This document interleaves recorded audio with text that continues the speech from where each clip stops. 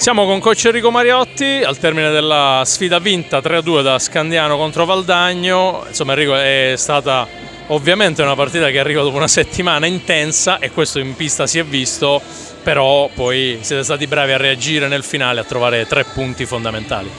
Sì, 3 partite in 10 giorni, partite anche difficili. Diciamo che l'inizio della partita non è stato, anche se siamo andati in vantaggio, ottimale per quanto riguarda, diciamo, il gioco offensivo, ma anche in difesa eravamo un pochino troppo lenti, un pochino troppo tranquilli. Non siamo entrati bene in partita, ne avevamo parlato che era importante perché ragazzi giovani, ragazzi che devono fare punti perché la classifica in coda è molto corta,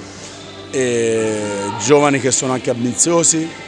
e quindi, diciamo così, siamo stati un po' sfortunati nei 2 gol, un po' rocamboleschi, e noi veniamo sempre un po' penalizzati da queste situazioni e anche dai pali che abbiamo preso, perché penso 4 o 5 pali, anche dei gol sbagliati a porta vuota, però poi i ragazzi sono stati veramente bravi nel reagire dopo lo svantaggio e recuperare la partita e andarla a vincere. Questa è stata una grande reazione, dimostrazione che dobbiamo sempre entrare al 100% fin dal subito, perché poi se no le partite, quando si complicano, diventano difficili da recuperare. Bene, penso che a questo punto i playoff siano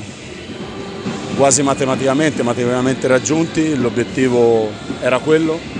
e adesso pensiamo alle prossime partite e tra un mese poi penseremo al playoff.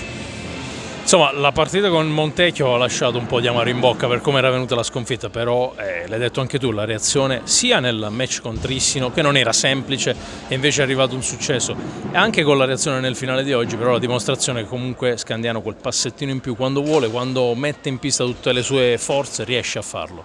Ma il nostro è un fatto di mantenere una concentrazione e una cattiveria, sportivamente parlando, alta. A Trissino siamo riusciti a mantenerla per i 50 minuti e in tante altre partite. Col Montecchio, col Valdagno, Montecchio veniva da dopo una sosta perché c'erano le Final Four del Coppa Italia e quindi siamo stati 15 giorni fermi, magari. Però non sono scuse, anche il Montecchio è stato fermo e lì abbiamo alternato un ottimo primo tempo a un secondo tempo invece sottotono. E stasera è stato il contrario, un primo tempo sottotono, sembrava che volessimo giocare al gatto col topo e non è così, è un fatto di mentalità, di testa, di umiltà, di cattiveria sportiva, di essere più esigenti con noi stessi nel gestire i 50 minuti sempre al massimo delle nostre possibilità. Ti chiedo in chiusura, l'hai detto tu, playoff sono lì, ci sono ancora 3 partite da giocare però di regular season, sono partite insomma alla portata ma comunque che devono essere giocate, ti possono aiutare i tuoi ragazzi poi a prepararsi al meglio per quelle che saranno i playoff? Sì, sicuramente noi a questo punto siamo matematicamente nelle prime 4, ora non so cosa farà il Roller Bassano che può insidiare il Montecchio che stava perdendo a Modena per il 4° posto, e chiaramente noi poi troviamo il Roller Bassano, viene il Tiene che ha vinto la Coppa Italia, che è un'ottima squadra, andiamo a Modena e poi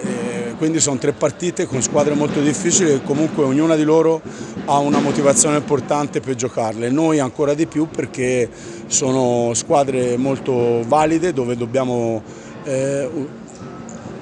vincerle, perché vincere, la vittoria porta vittoria, creare una mentalità sempre più convinta, più di vittoria, e quindi porci in quella situazione di arrivare al meglio poi per il playoff. Grazie. Grazie a voi.